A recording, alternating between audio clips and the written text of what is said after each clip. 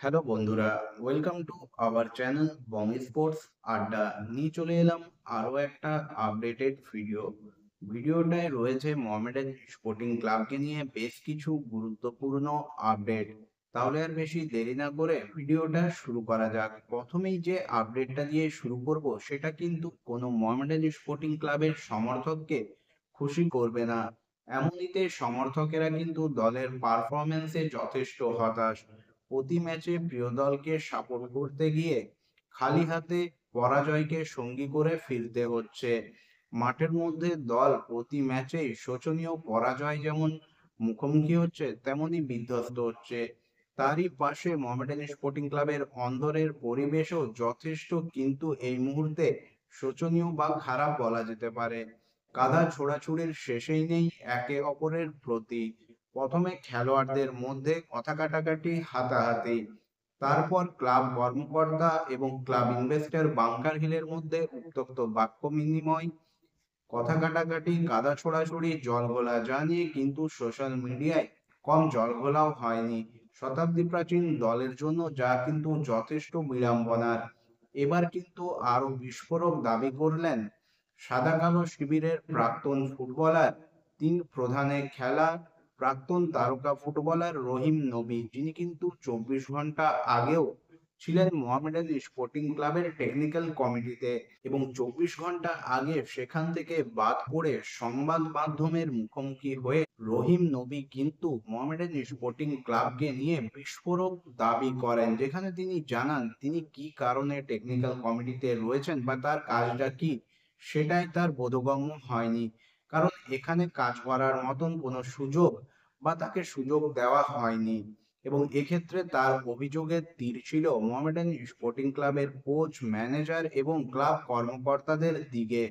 যথেষ্ট বিস্ফোরক দাবি করেন এই প্রাক্তন তারকা ফুটবলার, যা কিন্তু এই মুহূর্তে বাংলা ফুটবলে একটা আলোড়নের সৃষ্টি করেছে। তার এই বিস্ফোরক দাবিগুলি সম্পর্কে যদিও এখনো কোনো ক্লাব কর্মকর্তা মুখ খোলেননি, তবে তিনি যে অভিযোগগুলি করেছেন তা কিন্তু যথেষ্ট বিড়ম্বনার মোহামেডান স্পোর্টিং ক্লাবের মতো শতাব্দী প্রাচীন একটা দলের জন্য।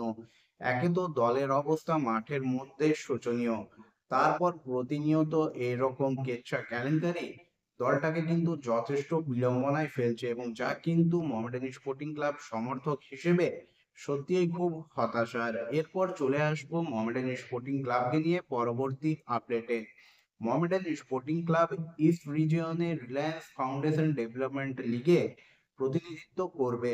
সেখানে তাদের সঙ্গে গ্রুপে রয়েছে Mohun Bagan super giant, East Bengal, Orissa FC, Diamond Harbour FC এবং United Sports Club. Mohammedan sporting club east রিজিয়নে রিলায়েন্স ডেভেলপমেন্ট ফাউন্ডেশন লিগে নিজেদের অভিযান শুরু করবে 7ই জানুয়ারি কলকাতারই দল ডায়মন্ড হারবার এফসির বিরুদ্ধে ম্যাচ দিয়ে। এই ম্যাচটা হবে সকাল 11:30 থেকে। এরপর মোহামেডান স্পোর্টিং ক্লাব মুখোমুখি হবে মোহনবাগান সুপার জায়ান্টের, অর্থাৎ ডার্বি ম্যাচ, এবং এই ম্যাচটা হবে 12ই জানুয়ারি দুপুর 2:30 থেকে। এরপর মোহামেডান স্পোর্টিং ক্লাবের ম্যাচ রয়েছে কলকাতার আরেক দল ইউনাইটেড স্পোর্টস ক্লাবের বিরুদ্ধে, এবং এই ম্যাচটাও হবে দুপুর 2:30 থেকে 15ই জানুয়ারি। এরপর আরো একটা ডার্বি, যেখানে মোহামেডান স্পোর্টিং ক্লাবের প্রতিপক্ষ লাল হলুদ বাহিনী, তাদের সঙ্গে ম্যাচ রয়েছে 18ই জানুয়ারি, এবং তাদের সঙ্গে এই ম্যাচটা হবে সকাল 11:30 থেকে। এরপর মোহামেডান স্পোর্টিং ক্লাব ইস্ট রিজিয়নে নিজেদের শেষ ম্যাচে মুখোমুখি হবে উড়িষ্যা এফসির 23 জানুয়ারি, এবং এই ম্যাচটাও খেলা হবে সকাল 11:30 থেকে।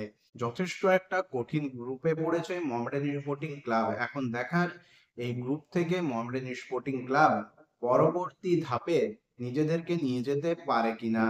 এরপর চলে আসবো পরবর্তী আপডেটে। পরবর্তী আপডেটটা হলো মোহামেডান স্পোর্টিং ক্লাবকে আই লিগ জেতানোর ক্ষেত্রে যে কয়েকজন খেলোয়াড়ের ভূমিকা সব থেকে বেশি স্মরণীয় বা যাদের ভূমিকাকে কোনোভাবেই অস্বীকার করা যায় না, তাদের মধ্যে একজন হলেন ডেভিড।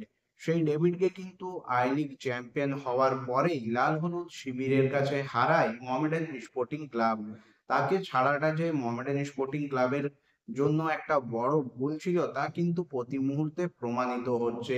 এই মুহূর্তে মোহামেডান স্পোর্টিং ক্লাব দলটার যেটা সব থেকে বড় সমস্যা সেটা হলো স্ট্রাইকিং ফোর্সে ভালো ফুটবলারের অভাব। ডেভিড কিন্তু আই লিগে মোহামেডান স্পোর্টিং ক্লাবের জন্য যথেষ্ট ভালো ফুটবল খেলেছিলেন এবং তার গোল কিন্তু মোহামেডান স্পোর্টিং ক্লাবকে আই লিগ চ্যাম্পিয়ন হওয়ার ক্ষেত্রে যথেষ্ট সাহায্য করেছিল। সেই খেলোয়াড়টিকে যখন আমরা দেখলাম মোহামেডান স্পোর্টিং ক্লাব ছেড়ে লাল হলুদ শিবিরে যেতে, তখন সত্যিই কিন্তু অবাক হয়েছিলাম, কারণ এইরকম একজন খেলোয়াড়কে কিভাবে মোহামেডান স্পোর্টিং ক্লাব এত সহজে যেতে দিল। মোহামেডান স্পোর্টিং ক্লাবের কাছে সুযোগ ছিল আইএসএল খেলার, তাকে কিন্তু ধরে রাখতে পারলে আইএসএল এর প্রথম থেকে মোহামেডান স্পোর্টিং ক্লাবকে এই যে গোল করার রোগে ভোগা সেটা ভুগতে হতো না। বর্তমানে কিন্তু মোহামেডান স্পোর্টিং ক্লাবের একজন ভালো মানের এইরকম ভারতীয় ফুটবলার চাই, যিনি গোলটা ভালো চেনেন, গোল করতে পারেন, যার অভাবে দল কিন্তু ভুগছে।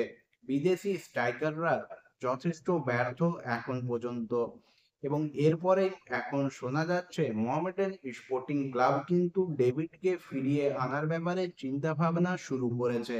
হ্যাঁ, বর্তমানে এইরকমই আপডেট রয়েছে। বর্তমানে ডেভিডকে কিন্তু আনতে গেলে ইস্ট বেঙ্গলকে হয় ট্রান্সফার ফি দিয়ে নিয়ে আসতে হবে, অথবা তার সঙ্গে একটা লোন ডিল করে নিয়ে আসতে পারে মোহামেডান স্পোর্টিং ক্লাব। ক্লাব কর্মকর্তারা কিন্তু ইতিমধ্যে ইস্ট বেঙ্গল ক্লাবের সঙ্গে কথাবার্তা শুরু করেছেন।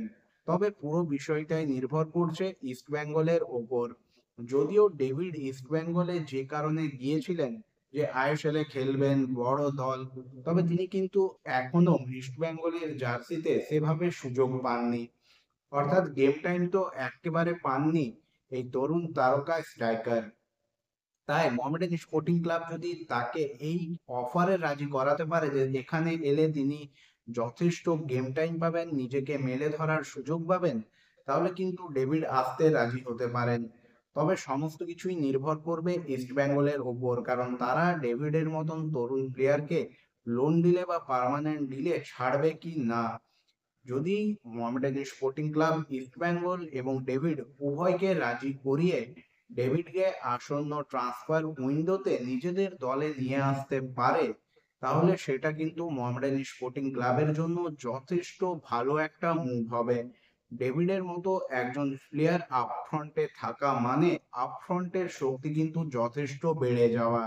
তাই মোহামেডান স্পোর্টিং ক্লাবের এই যে সিদ্ধান্ত, মোহামেডান স্পোর্টিং ক্লাব যেভাবে ডেভিডকে পাওয়ার জন্য উদগ্রীব, বা মোহামেডান স্পোর্টিং ক্লাব যেভাবে ইস্ট বেঙ্গলের সঙ্গে কথাবার্তা চালাচ্ছে, তা কিন্তু যথেষ্ট তাৎপর্যপূর্ণ। এবং এই ডিলটাকে যদি মোহামেডান স্পোর্টিং ক্লাব ডান করতে পারে, তবে ট্রান্সফার উইন্ডোতে কিন্তু আপফ্রন্টের সমস্যা কিছুটা হলেও মিটবে। কারণ এই মুহূর্তে যে কয়েকজন ভারতীয় স্ট্রাইকার রয়েছেন তারা প্রত্যেকেই কিন্তু নিজের নিজের দলের সঙ্গে চুক্তিবদ্ধ। তাই যে খেলোয়াড়কেই আনা হোক না কেন, তাকেই ট্রান্সফার ফি দিয়ে অথবা লোন নিলে আনতে হবে। এক্ষেত্রে ডেভিডও কিন্তু একটা ভালো বিকল্প হতে পারেন, কারণ আগেও তিনি চেরনিসবের আন্ডারে খেলেছেন, অর্থাৎ দলের সঙ্গে তার একটা বোঝাপড়া কিন্তু আছেই। তাই তাকে টার্গেট করাটা মোহামেডান স্পোর্টিং ক্লাবের জন্য গুরুত্বপূর্ণ হতে চলেছে, এবং এখন দেখার মোহামেডান স্পোর্টিং ক্লাব এই ডিলটাকে কতদূর নিয়ে যেতে পারে বা ডান করতে পারে কিনা। বন্ধুরা, তোমাদের কি মতামত? মোহামেডান স্পোর্টিং ক্লাবের কেচ্চা কেলেঙ্কারি সম্পর্কে তোমরা কি ভাবছো, এবং মোহামেডান স্পোর্টিং ক্লাবের কি ডেভিডকে নিজেদের দলে নিয়ে আসা উচিত, বা মোহামেডান স্পোর্টিং ক্লাব কি এই ডিলটাকে ডান করতে পারবে? অবশ্যই তোমরা তোমাদের মতামত কমেন্ট করে জানিও। আজকের এই ভিডিওটা বন্ধুরা এই পর্যন্ত। এই ভিডিওটা ভালো লাগলে অবশ্যই লাইক, কমেন্ট এবং শেয়ার করে দিও। চ্যানেলটাকে সাবস্ক্রাইব করে নিয়ে নোটিফিকেশন বেল অন করে দিতে ভুলবে না। দেখা হবে পরের ভিডিওতে।